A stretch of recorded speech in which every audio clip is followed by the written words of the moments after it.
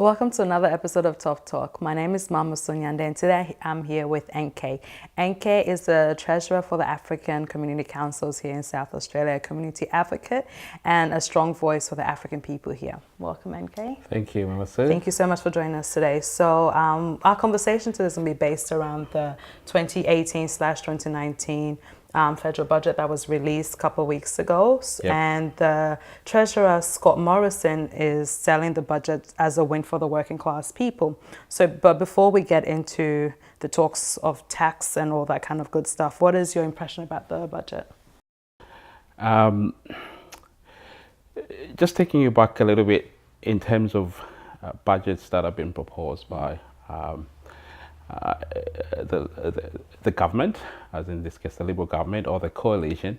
You see, traditionally usually most of their budgets, if you look back in time, tend to favor people on the top end of town. There's a big push for cuts to favor businesses. Yep. Not so much in the past has been done to help the working class, to help those on the margins, those on welfare and all that stuff. And if you recall, during the time of the Abbott government, that was I think 15-16 budget, there were lots of cuts to welfare, lots of cuts to human services. That didn't go down well, and we saw Tony not being able to hold on to the prime ministership. So what we've seen over the last two budgets of the coalition is they're moving more closer to the center in not being too rigid. So we won't see too many cuts. We'll see a little bit, but not as rigid as in the past. Okay. So a few favorable things in the welfare space, favorable things for working class people, lower and middle income earners getting some wins there. Yeah. So my view overall is that they're coming more to the center, or in one sense more towards the left, not necessarily the working class. Yeah. So yeah. All right, so in regard to the income tax cuts, what are the specific changes the government have made to income tax, and when do they take effect?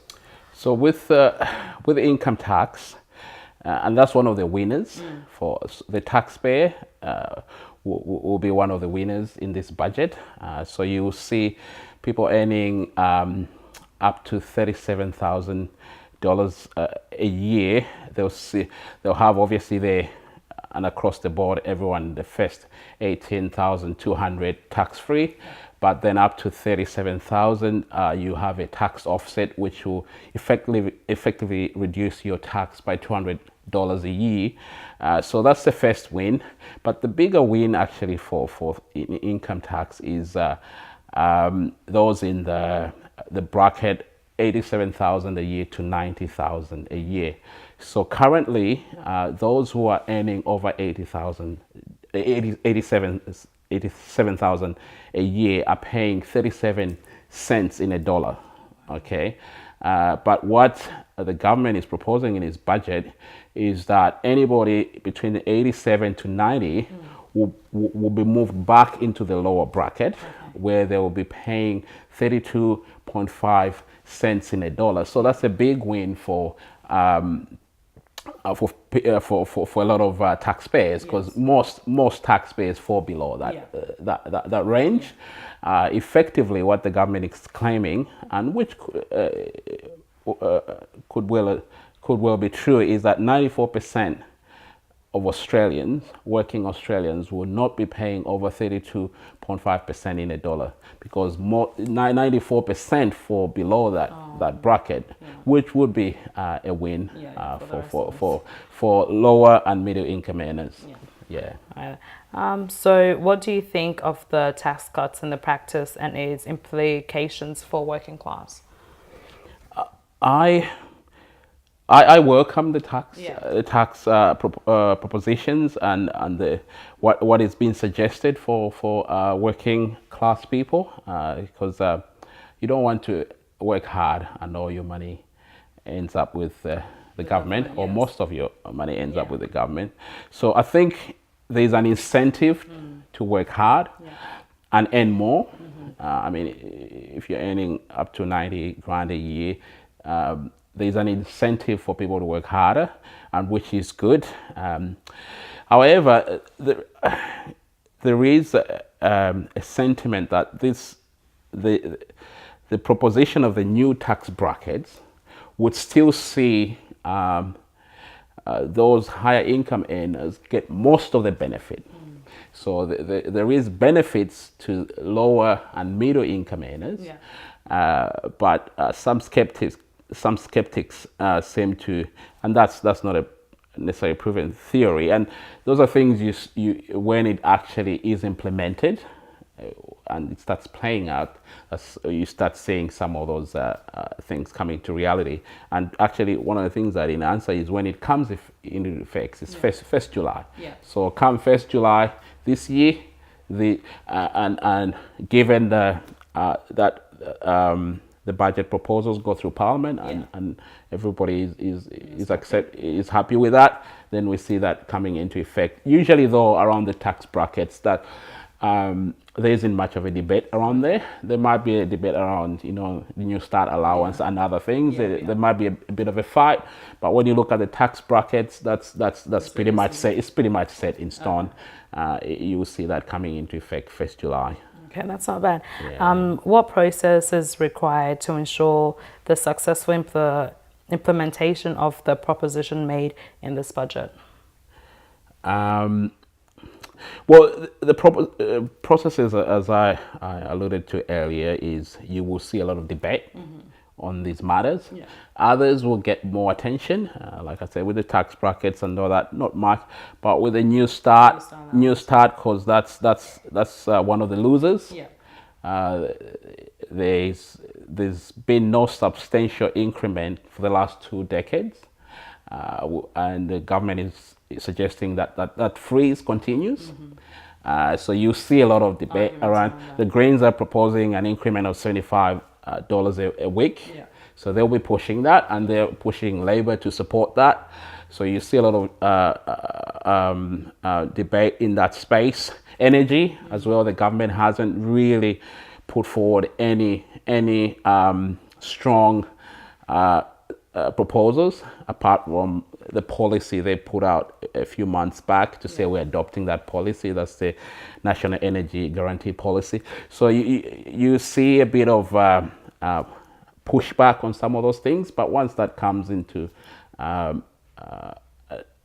once that goes through Parliament, and mind you, and I think this is the thing about budgets, we have annual budgets, but these estimates are over 3 to 4 year periods.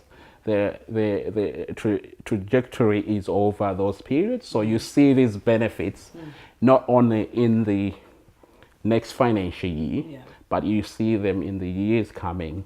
For the tax brackets, that's set for next financial year, but other resources committed to certain areas, you see them over a time of period. You've gone into a bit more. You've discussed the sort of winners and losers of this year's budget. Could you elaborate a bit about it? So when you look at the winners, as I already mentioned, taxpayer will be a winner in this budget. There's that tax offset for those earning up to 37,000, and then those 87K. They'll see the bracket reduced into a lower bracket. The other winner is older Australians. So older Australians will be able to mortgage their loans towards the government to get fortnightly payments. But also we're seeing an injection of about $1.6 billion into the aged care sector. Mainly to help older Australians stay home longer. So there'll be winners in that space. So you're looking of over 14,000 projected to benefit from that. They'll stay home longer instead of ending up in a facility, and that improves quality of life. Other winners is independent students, so young students, youth allowance. They'll have access to that more easier than in the past. But this is particular for students in remote rural areas. Well, South Australia falls falls in that bracket. Those starting from and the one of the eligibility requirements is you have to be studying away from home. Yes. So in one case, if you're not staying at home, you're away from home, and depending on the parental income. So if the combined parental income is below 160,000, you have access to that. So so those are sort of health. There's a bit of in the space of health. There'll be about 6 drugs which will be subsidized through the pharmaceutical benefits scheme, and will be more easily accessible. So drugs for sort of cancer drugs, HIV drugs, multiple sclerosis, you see some wins in there. In terms of losers, welfare is a loser. The freeze continues. John Howard, who was a big supporter of the freeze, and actually John Howard introduced Work for the Door, spoke out and said it's probably about time there was an increase in welfare, because the freeze has gone on for too long, for nearly 2 decades now. So they're losers. It's about $540 a fortnight on a New Start allowance. When you look at bills, that's nothing. So when you look at utilities, rent, food, people can barely survive on that. So I think it's time to increase that. You see also losers is cash users. So if you like to use cash a lot, it's not very good for you. Mostly for businesses in that space, not individuals. So no payments over 10 grand will be acceptable to businesses.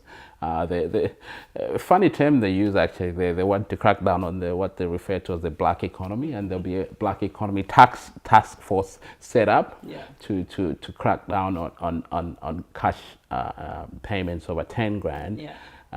Foreign aid is another one. So the freeze continues. Australia puts aside about $4 million in the budget to go towards foreign aid.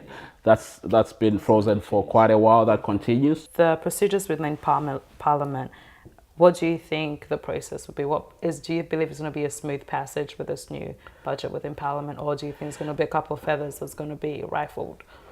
I don't think there'll be. I don't think it's going to be very hard for the government to pass this budget, because in my view, it's very much a Labour budget. Even though it is not a Labour budget, but it's not your typical Liberal budget or coalition budget. Usually coalition budgets are very rigid.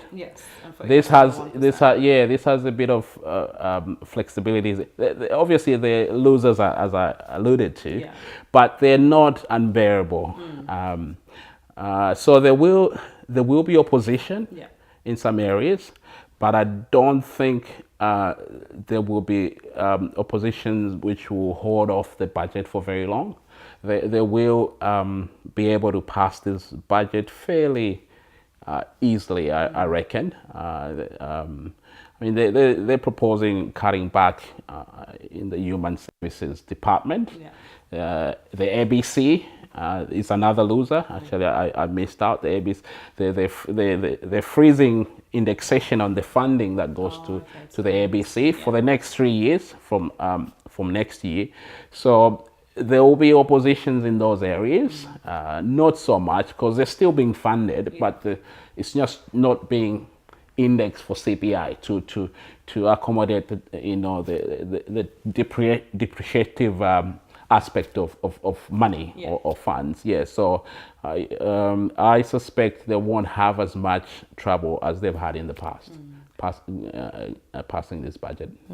So before we end our conversation, is there anything else you want to add to our viewers about this year's budget? What I would encourage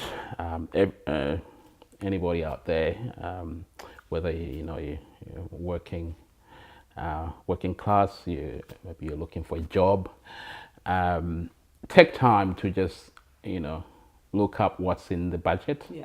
And if you can't understand it, there's places you can go to. So there's customer contact places. The ATO has that, and you can look up where can I get access, someone who can talk to you, and also gives you an idea of areas you should be looking at. You should be looking for work if you're looking for work. The government is pushing a lot on infrastructure development. So when you talk of jobs, jobs growth, the government is pushing funds in essential services. Okay, it's pushing funds in infrastructure. So which means there will be jobs in those industries. So if you're looking for work, and sometimes we tend to detach ourselves and say, oh, this is the budget for the country, but it does actually impact you. So I would just encourage for people to seek. There's information out there.